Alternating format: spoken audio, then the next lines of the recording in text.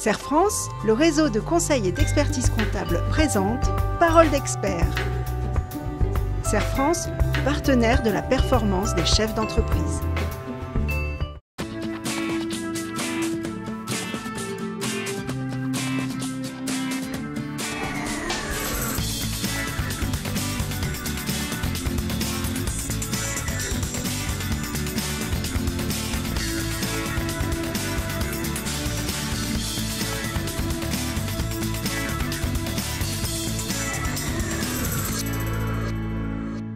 Bonjour à tous, bonjour Christophe. Bonjour Bénédicte. Pourquoi certaines boutiques attirent-elles irrésistiblement des visiteurs quand, sur le même trottoir, leurs voisines restent désertes? L'agencement s'impose de plus en plus comme un outil efficace pour doper vos ventes. Depuis la vitrine jusqu'à l'ambiance créée dans le magasin, voici quelques idées qui font la différence.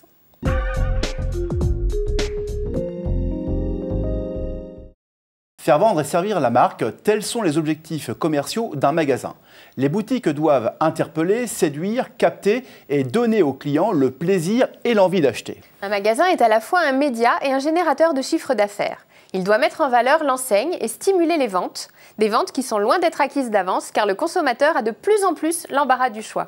Un magasin est assimilable à un journal. Le client regarde l'enseigne comme le lecteur regarde le nom du journal. Son attention est ensuite attirée par la vitrine comme le lecteur l'est par les titres et les photos. Enfin, le client parcourt l'espace du magasin avant de choisir les produits sur les gondoles, étagères et autres présentoirs, comme un lecteur parcourt l'ensemble de la page pour lire les articles.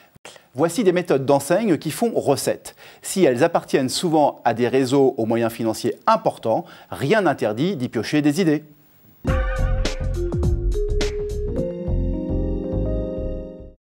Il faut rendre une vitrine attractive, comme les journaux cherchent à rendre leur une accrocheuse. L'aspect extérieur d'un commerce, sa vitrine et son intégration dans l'environnement sont essentiels à son développement. Pour une belle devanture, il faut d'abord préserver un équilibre entre les fonctions de commerce et d'habitation.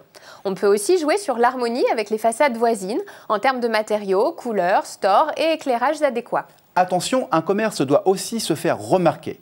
Une trop bonne intégration peut nuire à sa visibilité. Une vitrine est une carte de visite. Tout d'abord, le magasin interpelle le chaland. Le nom de la boutique et son offre sont identifiables à distance. Ensuite, la vitrine permet d'exposer ses produits et de montrer son assortiment. Le but, être repéré en quelques secondes. Toute vitrine doit être conçue sur le modèle d'une publicité accrocheuse. Il faut ensuite veiller à l'harmonie des couleurs, à la qualité de l'éclairage et à la propreté. Soignez aussi votre enseigne. Pour se faire remarquer, certains magasins n'hésitent pas à employer de gros caractères visibles à plusieurs dizaines de mètres.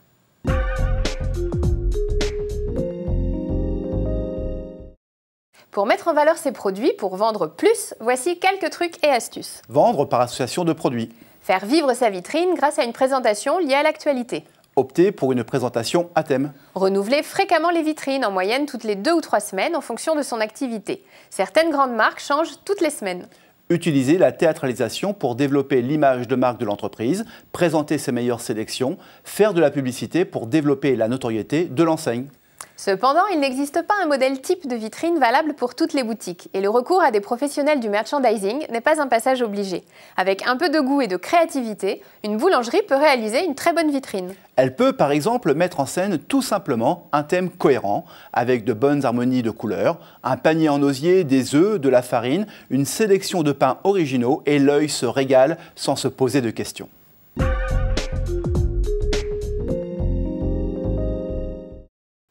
Votre client est entré. L'espace situé juste après l'entrée doit être laissé libre. Il fait office de sas. Il donne aux visiteurs le temps de s'habituer et de découvrir le contenu du magasin. Le regard du client va d'abord être attiré par les promotions, mises en évidence à la proximité de l'entrée. Le fond du magasin est généralement bien éclairé, il est doté d'une décoration, d'un équipement ou d'une animation qui ont eux aussi un pouvoir d'attraction sur le client. Celui-ci suit, sans en être vraiment conscient, le sens de circulation, commençant par la droite, formée par le mobilier, l'éclairage et divers signaux visuels.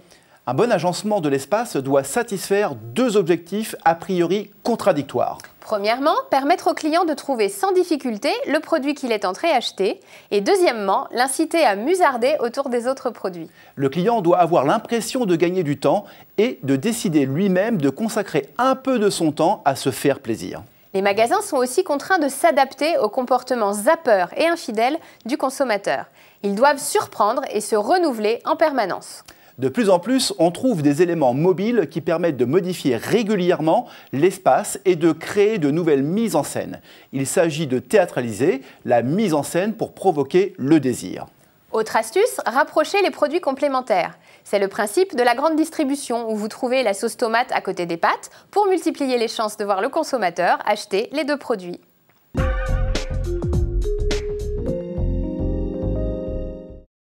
L'ambiance définit la personnalité de la boutique. Elle peut être feutrée, calme ou bruyante. Elle peut faire référence à l'histoire de la marque ou à un style de vie.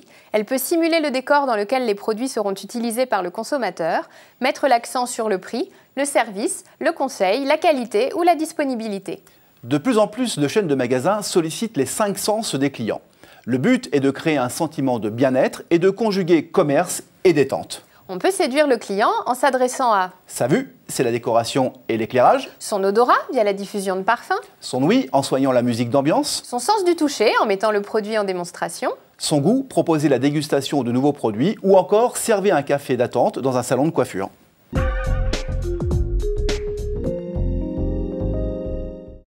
Pour synthétiser, rappelez-vous que faire vendre et servir la marque sont les objectifs commerciaux d'un magasin. les boutiques doivent interpeller, séduire, capter et donner aux clients le plaisir et l'envie d'acheter.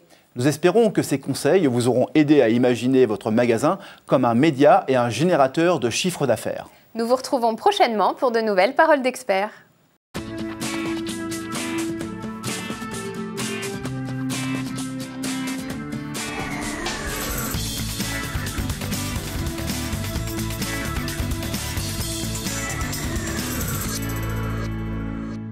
Serre France, le réseau de conseil et d'expertise comptable vous a présenté Paroles d'experts.